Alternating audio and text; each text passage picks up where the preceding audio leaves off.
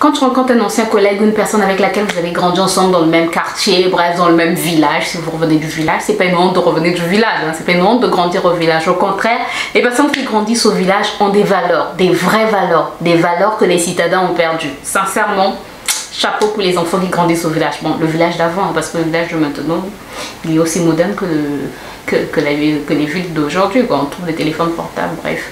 On trouve internet au village, bref. Bref, c'est pas de ça qu'on va parler aujourd'hui. Bref, quand vous rencontrez un ancien collègue ou une personne avec laquelle vous avez grandi ensemble au village, les premières questions. Non, d'abord, bonjour, bonjour, ça fait longtemps, comment ça va? Ça va bien.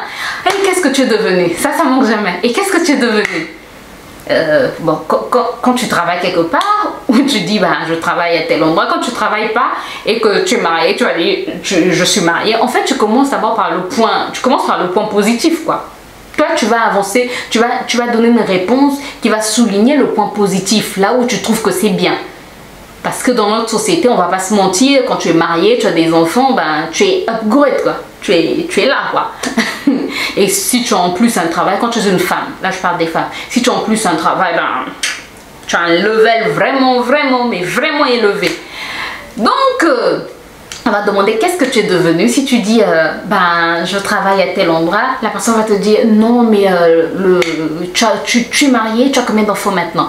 Et quand tu dis, tu es marié, tu as un enfant, on te dit, pourquoi un? Depuis tout ce temps-là, tu n'as qu'un seul enfant. Faut te dépêcher là, hein? Tu bouffes l'argent de truc, pourquoi? What? Oh Seigneur. Et quand tu dis que tu as des enfants, même si tu n'es pas marié, il n'y a pas de souci. Quand tu dis que tu as 5 enfants, on va dire, oh c'est bien, sincèrement. Hein? Non mais là je ne blague pas, sincèrement. Même si tu n'es pas marié, tu dis, ah non maintenant j'ai 5 enfants, on va dire, bravo, c'est bien, félicitations. On va pas te demander tu travailles où, bref, non, c'est rare. En tout cas, c'est rare. Je parle de la majorité. Je parle pas des minorités qui peuvent te demander où tu travailles. De toutes les manières, je trouve que c'est une question, ce sont des questions indiscrètes. Si la personne d'elle-même ne te dit pas que je travaille à tel endroit, dis simplement bonjour, comment vas-tu? Ça fait longtemps, ça va bien. Bref, parler de tout et de rien. De la famille, comment se porte la famille. Si tu connaissais ses parents, demande des nouvelles des parents, mais tu n'as pas demandé qu'est-ce que tu es devenu, où tu travailles. Je trouve que c'est vraiment des questions indiscrètes. Parce que si la personne est au chômage depuis longtemps, c'est comme si tu venais lui mettre le couteau dans la plaie. Ou dire, jusqu'à présent, tu viens rappeler à la personne en fait qu'elle n'a pas de travail. Tu ne lui rappelles même pas puisque la personne elle-même sait qu'elle n'a pas de travail. Donc en fait, tu viens juste mettre le couteau dans la plaie. Bref, c'est pas de ça que je veux parler. Je veux parler des gens qui pensent qu'avoir beaucoup d'enfants, c'est une richesse. Oui, en Afrique, je vais parler du Congo, les gens pensent qu'avoir beaucoup d'enfants, c'est une richesse. Sans plus tarder, on passe dans le vif du sujet. Alors, n'hésite pas à me dire en commentaire ce que toi tu en penses. Comment ça se passe dans ton pays, comment ça se passe dans ta famille, comment ça se passe dans ton entourage. Moi, je veux te parler des réalités de chez moi. Puisque je suis congolaise, donc je peux te parler des réalités de chez moi. Ici, chez nous, avoir beaucoup d'enfants, c'est presque un signe de richesse. Surtout si tu as des filles, on va dire bravo. Donc ça veut dire quand on viendra épouser tes filles, tu auras beaucoup d'argent. Et si tes filles ne se marient pas, les gens ne pensent pas ça. Et si tes filles ne se marient pas, les gens n'aiment pas qu'on le dise. Excusez-moi, il y a des travaux à l'extérieur. Donc si vous entendez du bruit, en tout cas, j'espère qu'au montage, je pourrai diminuer ce bruit. Mais bref. Imagine que tu as 10 filles et que tu as 8 filles qui ne se marient pas. C'est pas un poids sur tes épaules. Les gens en fait, ils se disent tout simplement qu'avoir, surtout les filles, surtout avoir des filles c'est une richesse. Il y a certaines personnes qui vont te dire, surtout ceux qui sont au village, bon après ça dépend, c'est pas seulement ceux qui sont au village. Il y a certaines personnes qui vont dire c'est mieux d'avoir des garçons. Avoir beaucoup de garçons c'est une richesse parce qu'ils vont m'aider par exemple à travailler dans les plantations. Ils vont m'aider à bricoler. Si le papa a une entreprise, une petite entreprise, ben il va dire c'est mieux d'avoir des garçons. Ils vont m'aider à travailler, ils vont travailler avec moi, ils vont m'aider à faire de l'argent. Ok, pourquoi pas? Why not? Mais Est-ce que c'est réellement ça? Est-ce que tes enfants ont cette aspiration-là de faire la même chose que toi? Ou encore, c'est bien d'avoir plusieurs filles parce qu'on va me les épouser et après, ben, j'aurai beaucoup d'argent. Parce que, il faut savoir, il faut qu'on se le dise, avoir des filles, c'est devenu comme un commerce. C'est-à-dire, on vient doter, quand on vient doter ta fille, tu te dis... Ah, la belle vie, la belle vie, la belle vie, l'argent va tomber, l'argent va tomber. C'est ce qu'on pense, la majorité, sincèrement. Je vous dis tout haut ce que les gens disent tout bas. Quand on vient épouser ta fille, les gens se frottent les mains parce que c'est beaucoup d'argent qui arrive dans la famille. Même si c'est de l'argent que les gens vont se partager dans la famille, c'est beaucoup d'argent. Rares sont les familles qui maintenant ne demandent que le strict minimum pour la dot. La dot aujourd'hui, après je sais qu'il y aura des gens qui ne seront pas d'accord avec moi, qui vont me tomber dessus. Je me rappelle quand j'ai fait la vidéo sur la dot, ben, les gens m'ont dit non, ce que tu dis c'est pas vrai, blablabla, c'est quelque chose même qui est écrit dans la Bible. Oui, c'est écrit dans la Bible, oui, il faut apporter des choses. Mais est-ce que cela veut dire qu'il faut appauvrir les jeunes ou les personnes qui se marient, parce que parfois ce sont des personnes âgées? Est-ce qu'il faut les appauvrir parce qu'il faut apporter de la dot, parce qu'il faut apporter une dot? Oui, la dot doit être symbolique, la dot doit être par rapport aussi aux moyens financiers de cet homme-là qui vient épouser votre fille.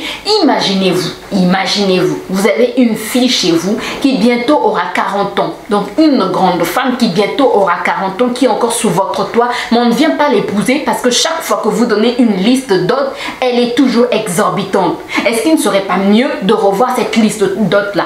Parfois dans les églises, on chasse les démons, oui, parce que dans les églises, il y a plusieurs femmes qui y vont.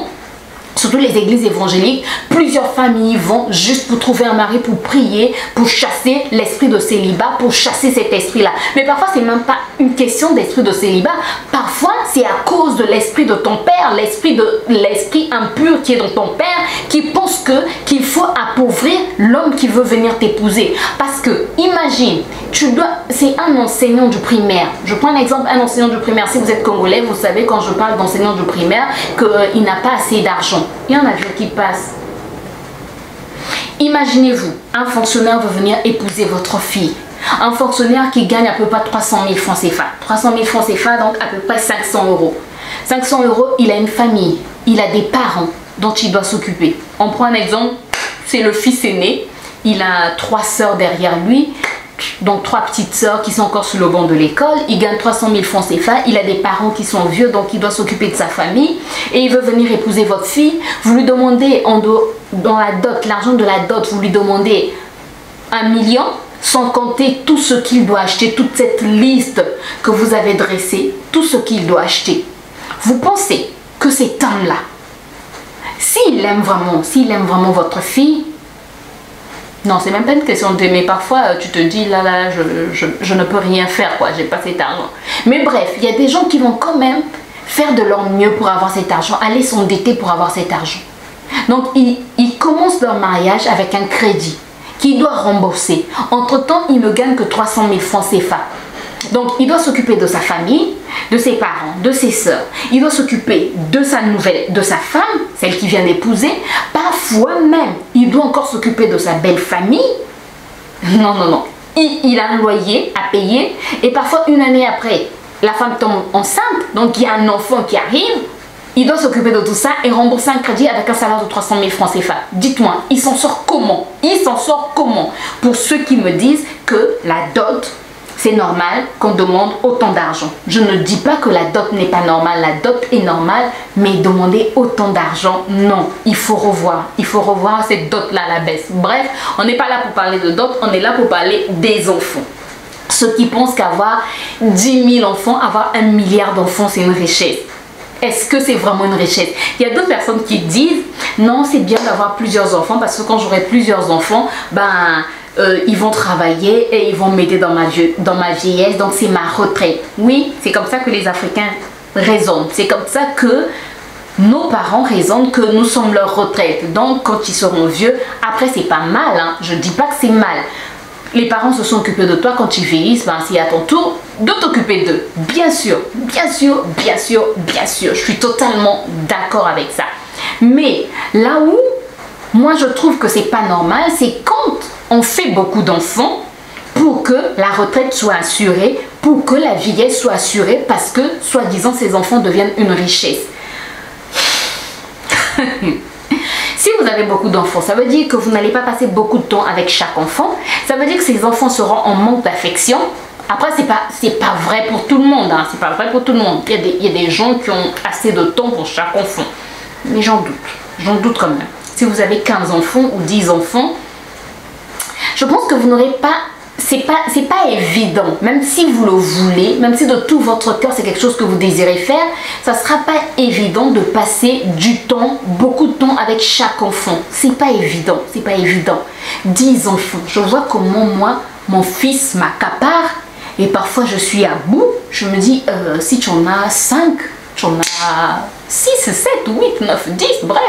Mais même 2, je félicite toutes les mamans, toutes les femmes qui ont plusieurs enfants et dont les enfants sont comblés affectivement, sont vraiment comblés en tout et pour tout. Je félicite ces parents-là. Surtout les familles monoparentales, je les félicite. Sincèrement, moi quand je vois ma maman, c'est quand j'ai eu mon enfant que j'ai dit à maman, maman, je sais maintenant, je t'aime vraiment. Là, je le dis de tout mon cœur parce que je sais vraiment ce que tu as vécu. Avec 3 enfants, femme seule, oui, je comprends mieux. Je comprends mieux maintenant que je suis devenue mère. Et sincèrement, les gens qui pensent qu'avoir plusieurs enfants, c'est une richesse, non mais détrompez-vous, détrompez-vous. Non, si vous êtes encore jeune et que vous avez cette idée, je vais vous donner un exercice. Prenez dans votre entourage 2 neveux, 2 nièces, bref, même 2 enfants seulement. Vous les gardez chez vous pendant... Les vacances durent 3 mois. Chez nous, ça dure 3 mois. Donc, prenez-les pendant 3 mois. Ou encore, prenez-les pendant 1 semaine, 2 semaines. Consacrez-vous. Consacrez tout votre temps à ces enfants. 2 enfants seulement. Ou même 1 enfant. Et vous viendrez me dire si c'est possible d'avoir plusieurs enfants et de s'en occuper convenablement. Sincèrement, parce que pour que ces enfants deviennent une richesse, il faut bien les éduquer, il faut les suivre à l'école, il faut leur donner tout l'amour dont ils ont besoin, toute l'affection dont ils ont besoin, parce qu'un enfant, pour bien grandir, il doit avoir toute l'affection dont il a besoin, il doit avoir... Je ne parle pas seulement de matériel, je ne parle pas seulement du financier, mais ça a aussi à voir quelque chose. Si tu as plusieurs enfants et que les moyens financiers ne suivent pas, même quand les moyens financiers suivent, tu vas pas laisser tout le temps tes enfants à des nounous. Non, c'est pas possible. Ces enfants auront besoin de toi. Tu as besoin de leur inculquer ton éducation. Pas qu'ils aient l'éducation de la nounou, pas qu'ils aient l'éducation d'une autre personne, mais ton éducation. Tu vas pas les mettre à l'école du matin jusqu'à 20 h. Il faudrait bien que tu les récupères de l'école. Et quand ils rentrent à la maison, il faudrait bien que tu t'en occupes. Le week-end, ils n'iront pas à l'école. Pendant les vacances, ils n'iront pas à l'école.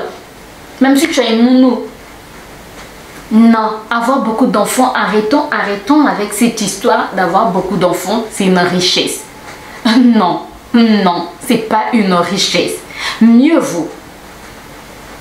C'est mon avis, chacun son avis là-dessus. En tout cas, selon moi, vaut mieux avoir moins d'enfants, bien s'en occuper, leur apporter l'éducation dont ils ont besoin, prendre le temps de prier pour chaque enfant pour qu'il devienne quelqu'un un jour. Quand je dis quelqu'un, je me fais comprendre par les Congolais. Pour qu'ils réussissent leur vie. Et quand tu peux accorder de l'attention à chaque enfant, tu sauras voir le talent de chaque enfant. Tu sauras voir quel don à chaque enfant. Et avec la prière, ça va t'aider aussi à reconnaître que cet enfant a tel don, je peux l'aider. Mais si tu en as plusieurs, est-ce que tu passeras autant de temps avec chaque enfant? Est-ce que tu passeras autant de temps dans la prière avec chaque enfant? Je ne pense pas. Je ne pense pas. Je pense pas.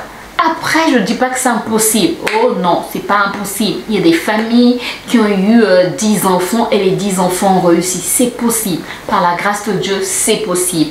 Mais sincèrement, arrêtons de dire à tout le monde qu'avoir beaucoup d'enfants, c'est une richesse, qu'il faut faire beaucoup d'enfants. Arrêtons de penser que ce que nous, on veut, c'est ce qui est bien pour les autres. Voilà.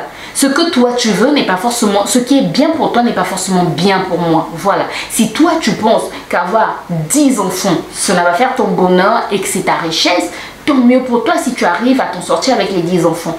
Si l'autre pense qu'avec un enfant, 2, 3 enfants, c'est mieux pour elle, tant mieux pour elle. Arrêtons de juger que la personne n'ait pas d'enfant, que la personne ait un enfant, que la personne ait 2, 3, 4, 5, 10, 15, 20. Chacun fait ce qu'il veut. Chacun agit selon ce qu'il conçoit dans sa tête, selon sa vision. Voilà, chacun agit selon ses convictions, selon sa vision. On n'a pas besoin d'imposer sa vision à tout le monde. Voilà. Voilà ce que je tenais à dire sur ce point. N'hésite pas à me dire en commentaire si toi tu penses aussi qu'avoir plusieurs enfants c'est une richesse, c'est ta retraite. Et n'hésite pas à me dire combien d'enfants tu as et si tu t'en sors avec tous tes enfants quoi. Moi avec un enfant c'est déjà assez compliqué. Non mais sincèrement c'est déjà assez compliqué. Et 10 enfants, bon je vous parle de 10 parce que 10 c'est quand même beaucoup je trouve. On peut avoir 4-5 enfants et s'en sortir mais 10 c'est un level quoi. Voilà. J'espère que la vidéo t'a plu. Si c'est le cas, n'hésite pas à me laisser un pouce en l'air, à t'abonner si ce n'est pas encore fait et à cliquer sur la cloche pour plus de vidéos. Moi, je te retrouve très bientôt pour une nouvelle vidéo. D'ici là, porte-toi bien. Bye bye.